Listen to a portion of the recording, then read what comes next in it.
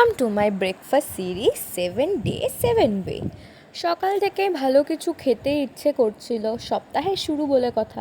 আমার ল্যাদও লাগছিল, কজ ল্যাদ is also my favourite food. তাই এক্সারসাইজ করে মনকে বোঝানোর চেষ্টা ব্যর্থ করে অগত্যা প্রস্তুত আমি ভালো কিছু, লোকে যেটাকে আনহেলদি বলে সেই রকম কিছু বানাতে। তো লেটস মেক চিড়ের পোলাও ইন রুজ ভার্সন। স্পেশাল কিছুই না, আমি শুধুমাত্র তেলটা বেশি ইউজ করেছিলাম, আর বাকিগুলো সবাই যে যার মতো দিতে পারে। আর আমি একটু মিষ্টি বেশি খাই, তাই জন্য আমি চিনিটা একটু নিজের মতো করে দিয়েছিলাম।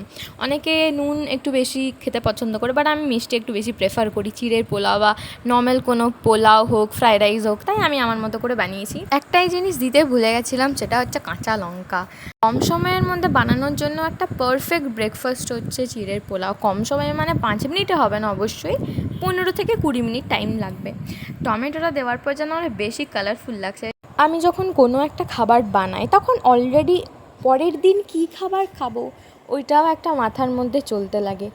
তো পরের দিনের জন্য এই রান্না করতে করতেই আমি মেনু ঠিক করে ফেললাম। আর আমার চিড়ের পোলাও অলমোস্ট রেডি। এবার শুধুমাত্র চিড়েটা ঢালবো, নাড়াচাড়া করবো একটুক্ষণ, দ্যাটস ইট। তারপরে আমি পাত পেরে বসে পড়বো খাওয়ার জন্য। আমার তো খুব খিদে পেয়ে গেছে এটা দেখে। চলো আমি খাই এই ডিলিশিয়াস নরম নরম চিড়ের পোলাও, আমি এনজয় করি।